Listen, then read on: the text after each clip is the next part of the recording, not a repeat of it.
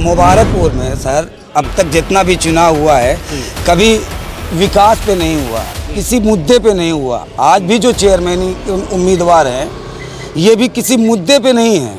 अभी नामिनेशन होने दीजिए, नामिनेशन होगा तो पता आएगा कि क्या शिक्षित हैं और कितनी शिक्षित हैं और ये किस तरीके से अपना नामिनेशन करा रहे हैं। डॉक्टर साहब शिक्षित नहीं है? मुझे तो नहीं लगता कि आम जनता का जुड़ा यहाँ के कारोबार से है।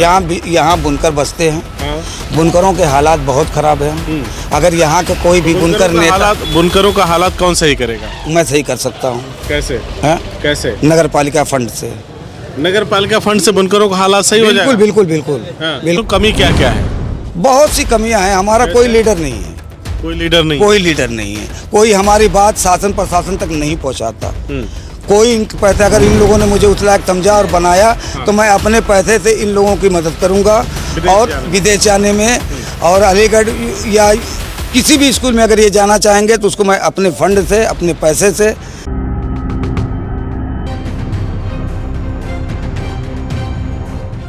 नमस्कार, आदाब। मिशन चेयरमैन देख रहे हैं आप।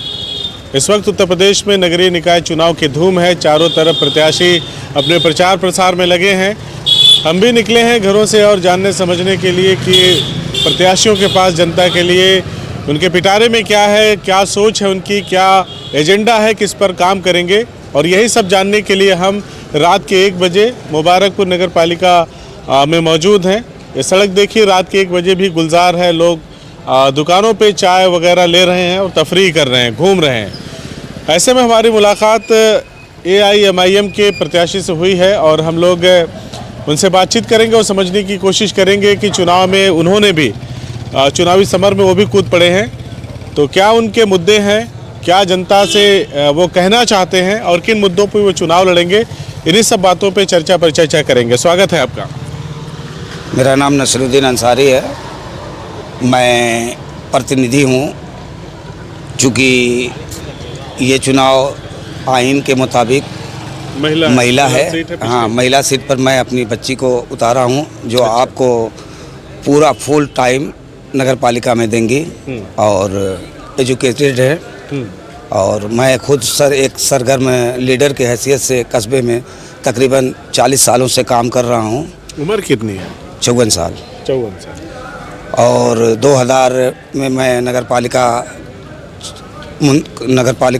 बोर्ड से मुंतखब भी हुआ था और उस वक्त मैं अतिक्रमण चेयरमैन भी बना था। उस दौर में मैंने क्या कहानी है अतिक्रमण चेयरमैन की? अतिक्रमण चेयरमैन जो भी नजूल जो नाजायज़ कब्जा वगैरह होते हैं इनको हटाने की जिम्मेदारियां मेरे ऊपर थी और जिसको मैंने अपनी मेहनत से। पंचायत चेयरमैन होता, कोई नगर पालिका, आप अतिक्रमण चेयरमैन? जी, अतिक्रमण चेयरमैन, पर्व चेयरमैन, ये बोर्ड मुंतखब करता है। बोर्ड मुंतखब। हाँ, तो खूब अतिक्रमण हटवाया होगा आपने? जी हाँ। कुछ लोगों को तकलीफ भी हुई, कुछ लोग तारीफ भी किए। लेकिन मैंने अपने जानते हुए वो काम किया है जो समाज को ज़रूरत थी। तो अभी आप मतलब आपकी बच्ची चुनाव लड़ रही हैं लेकिन आप उनके प्रतिनिधि के तौर पे मैदान में हैं। मिलना जुलना, लोगों से जनसंपर्क आप ही कर रहे हैं? जनसंपर्क मैं 2006 से इस वक्त का इंतज़ार कर रहा था। 2006 से इस वक्त का इंतज़ार कर रहा था क्योंकि मेरा ये मानना था कि मुबारकपुर में सन 1988 में 16 साल पोस्टपोन होने के बाद सन 1988 में यहाँ चेयरमैनी का जब इंतखाब हुआ तब हमारी नगर पालिका नोटिफाइड एरिया बन चुकी थी और उसमें हमारे पहले जो चेयरमैन साहब हुए उनका नाम था हाजी मुख्तार साहब। वो गैर सियासी आदमी थे। चंद लोग उनको अपनी गलित गुड़ा से उनको मुंतखब कराए। उसके बाद वो कभी चुनाव 2006 से लेके 2023 तक का इतना लंबा इंतजार क्यों आखिर? हाँ, इसके लिए मैं बता रहा हूँ। मुबारकपुर में सर अब तक जितना भी चुनाव हुआ है कभी विकास पे नहीं हुआ, किसी मुद्दे पे नहीं हुआ। आज भी जो चेयरमैन उम्मीदवार हैं ये भी किसी मुद्दे पे नहीं है। तो क्या कमी क्या है मुबारकपुर में? हम अभी देख रहे हैं चारों तरफ स्ट्रीट लाइट लगी हुई हैं, जहां हम खड़े हैं इंटरलॉकिंग्स लगे हुए हैं, नालियां हैं, तमाम चीज़ें तो हैं, साफ सफाई भी होती रहती है। तो फिर विकास मतलब नगर की जनता को विकास नोटिफाइड एरिया में मत होते हैं, पॉपुलेशन वित्त होता है, दशम वित्त होता है, ग्राम वित्त होता है, ब्रह्म वित्त होता है पदोन्नति भी तो होता है, यहाँ तक कि रजिस्ट्री के जो पैसे आते हैं इसके भी 2% हमारे यहाँ आते हैं। यहाँ पे कोई भी चेयरमैन बनेगा, क्योंकि हमारी सीमा जो है आपके आजमगढ़ नगर पालिका वो भी है, मऊ नगर पालिका वो भी है, जौनपुर नगर पालिका वो भी है, लेकिन हम जितनी बड़ी सीमा आजमगढ़ की हैं, राज्यवित्त का मिसाल के तौर पर अगर आपको 5 करोड़ रुपया सालाना आता है तो यही 5 करोड़ आपको आजमगढ़ में भी आएगा। हमारे वहाँ 2006 में जब हम मुंतखब 2001 में मुंतखब हुए थे, 2001 में हमारे पास बजट 12 करोड़ का था। 12 करोड़ में हमारे पास राज्य वित्त का जो धन आता था वो 1 करोड़ रुपया आता था। यही 1 करोड़ आजमगढ़ में ही आता था, लेकिन हमारी 2 किलोमीटर ज़्यादा सीमा नहीं है। आपने कहा कि जो तमाम मसले मसाइल बताए नगर पालिका के कि यहाँ पे काम नहीं है या फिर यहाँ पे चीज़ें उस तरह से नहीं हैं, तो अगर बात राजनीति का एक हिस्सा है। कहा ना विकास नहीं हुआ। विकास का मतलब हम विकास का मायने क्या है आपके? विकास के मायने ये है कि यहाँ पे अमन व अमान होना चाहिए। यहाँ पे अमन व अमान नहीं, बिल्कुल नहीं। किसी भी फसाद होते हैं, जी हाँ, जी भी कोई भी मामलात होते हैं तो बर्बरियत का दौर चलता है। कोई भी जिम्मेदार आदमी सामने आकर उसको बचाव नहीं करता। जैसे हाल फिलहाल का कोई मामला बताएं। हाँ, हाल फिलहाल का NRC का मामला हुआ था। और NRC का मामला तो एक मतलब भारत के असर का था, पूरे देश में था मामला। तो उससे मुबारकपुर को अलग करके कैसे आप हम उसको अलग करके नहीं देख सकते। NRC बर्बरियत होता है। NRC के मामले में आपने बर्बरियत की बात की, आपने कहा कि यहाँ पे मारपीट होता है। बर्बरियत ही बता रहे हैं। बर्बरियत का मतलब यही है कि जब यहाँ पे कोई भी मसाइल होंगे, अगर शासन प्रशासन से बात करने के लिए कोई एक जिम्मेदार होता है, जो मेरे हिसाब से नगर का चेयरमैन ने कमी की बात पे कहा कि यहाँ पे अमनो अमान नहीं है। जी हाँ, अमनो अमान नहीं है, यानी मारपीट। अमनो अमान के लिए आप अमनो अमान क्या समझते हैं? हर आदमी अपना खाता पीता है, आदमी रहता पीता है, लेकिन अनाशिर तो हर जगह पे हैं। अभी आज का हाल हर जगह है, लेकिन जैसे अभी मान लीजिए हम लोग बात कर रहे हैं, अमनो अमान का मामला ये है कि हम लोग बात कर रहे हैं और कोई आके मारपीट करने लगे। हाँ, तो ये मामला है ना। अगर कोई आकर मारपीट भी करने ऐसा तो नहीं हो रहा है यहाँ पे। ऐसा हो रहा है भाई, अब वो हर चीजें सामने नहीं। नगर पालिका मारपीट हो रहा है? नहीं, हो तो रहा है।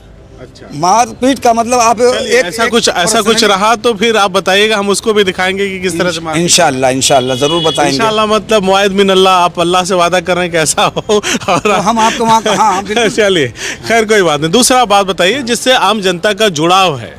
आम जनता का जुड़ाव यहाँ के कारोबार से है। यहाँ बुनकर बसते हैं। बुनकरों के हालात बहुत खराब हैं। अगर यहाँ का कोई भी बुनकर नेता, बुनकरों का हालात कौन सही करेगा? मैं सही कर सकता हूँ। कैसे? कैसे? नगर पालिका फंड से। नगर पालिका फंड से बुनकरों का हालात सही हो जाएगा? बिल्कुल 100% वो नगर पालिका फंड से कर सकता हूँ। अच्छा। क्योंकि हमारे पास भारत सरकार की बहुत सी ऐसी स्कीमें हैं जो इन लोगों तक सरकार सुन लीजिए, सरकार तमाम योजनाएं चला करके बुनकरों का भला नहीं कर पा रही। मैं जब भी बात करता हूं तो बुनकर समाज कहता है कि हमें परेशानी है, सरकार हमारी सुध नहीं ले रही है। इतनी बड़ी सरकार जो मतलब उत्तर प्रदेश में 75 जिले हैं और आप कह रहे हैं कि मैं बुनकर बोर्ड बना करके वहाँ से कर दूंगा। सरकार किससे सुध लेगी? नगर पालिका में कितना? नगर पालिका में इस वक्त 27 करोड़ रुपया आता है। 27 करोड़ सालाना बजट है। अच्छा, 27 करोड़ का बजट है। तो उसमें सबके बुनकरों की समस्याएं दूर हो जाएगी, विकास। बिल्कुल नीति सरकार ने ये नगर पालिका क्यों बनाया है? इसीलिए ने बनाया है कि एक दूसरे के से बात जुड़े, बात वहाँ तक पहुँचे, शासन तक। हमारी कमजोरी क्या है, हमको क्या चाहिए, हम सरकार को अवगत कराएं। नगर पालिका के जो बोर्ड के मेंबर बनाए गए हैं वो इसलिए बनाए। आपसे पूछूं, कमी क्या क्या है? बहुत सी कमियां हैं। हमारा कोई लीडर नहीं है। कोई लीडर नहीं है। कोई हमारी बात शासन प्रशासन तक नहीं पहुंचाता। कोई इनको सूद लेने वाला नहीं है। जो भी नगर पालिका के मेंबर चुन के भी जाते हैं, वहाँ बोर्ड की मीटिंग नहीं होती कि वो उनकी आपको मतलब लीडर बनाना है या नगर पालिका का? नगर पालिका का लीडर के साथ साथ नगर पालिका का चुनाव भी लड़ना है और लड़ाना है। अच्छा, जी हाँ।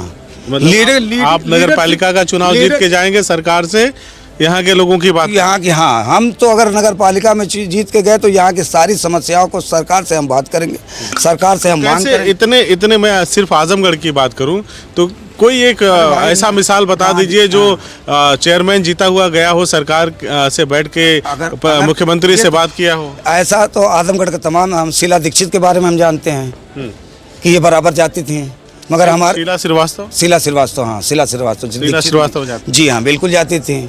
मुख्यमंत्री से बैठ के बात करते थे? बिल्कुल मुख्यमंत्री से बात करते थे। बिल्कुल नगर के विकास के मतलब किस मतलब सरकार में बात हमारे यहाँ के जो भी चेयरमैन हैं वो नगर विकास मंत्री को भी नहीं जानते कि नगर विकास मंत्री का क्या रीज़न है और क्या है। ठीक है, आप मुझे ये बताइए कि जैसे आपने कुछ सोचा होगा ना कि मैं अपने क्षेत्र की जनता से क्या वायदे कर रहे हैं। 13 मुद्दे के शिक्षा के क्षेत्र में हम काम करेंगे। हाँ, क्या करेंगे?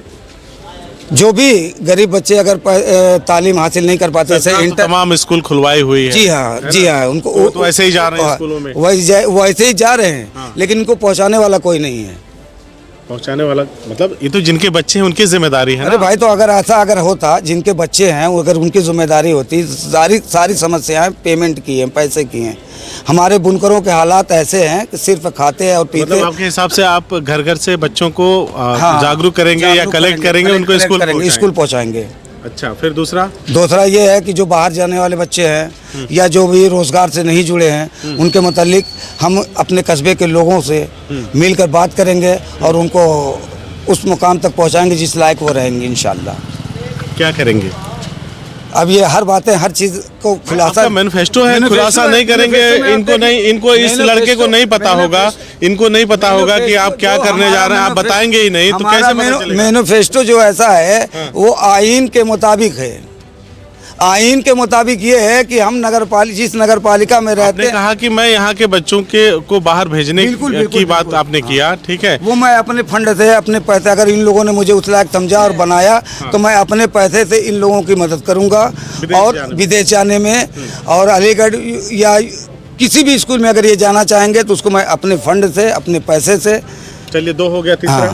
तीसरे मुद्दे बस वही हैं जो भ्रष्टाचारी हो रही है। आज भी 17 तारीख से नॉमिनेशन शुरू है, मगर नगर पालिका के हालात ये हैं कि अभी तक नोड्यूज बनकर किसी को प्रत्याशी को नहीं मिला है। तो जो जिम्मेदार हैं मौके पे, उनकी गलती है? बिल्कुल गलती है, उनकी गलती है। हाँ, कोई सूद लेने वाला नहीं है। तो आप लोग पूछते नहीं यो साहिबा से? बिल्कुल पूछते हैं।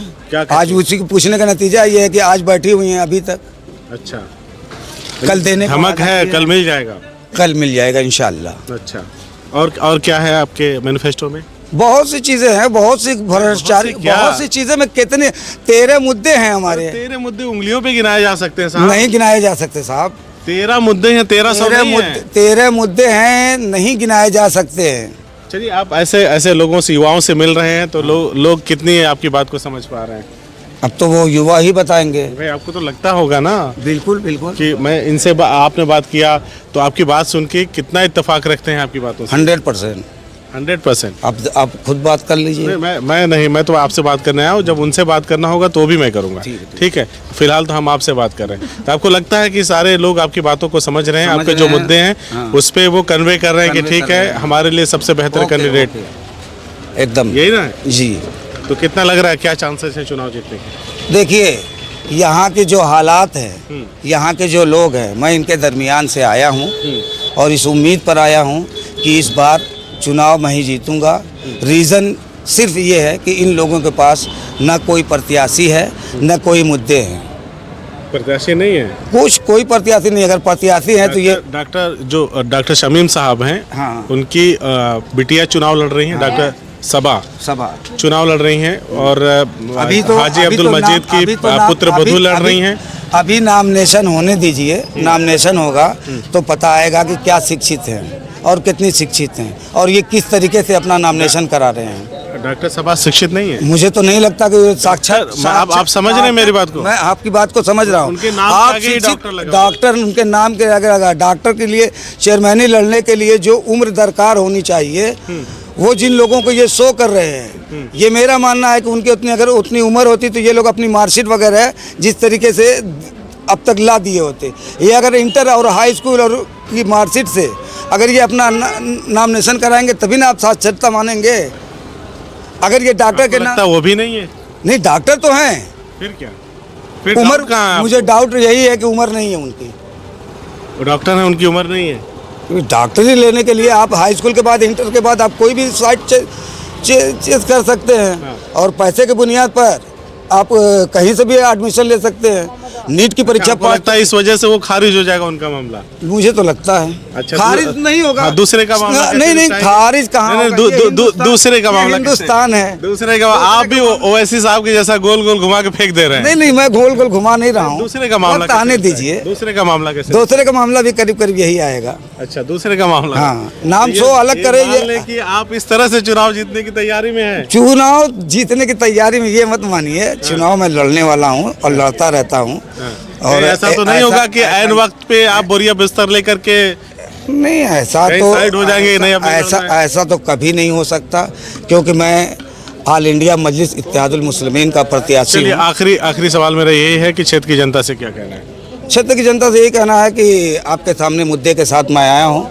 मुद्दे पर मुझसे सवाल करें, और भी जो लोग आते हैं उनसे भी सवाल करें, और मुद्दे पर वोट देने की कोशिश करें।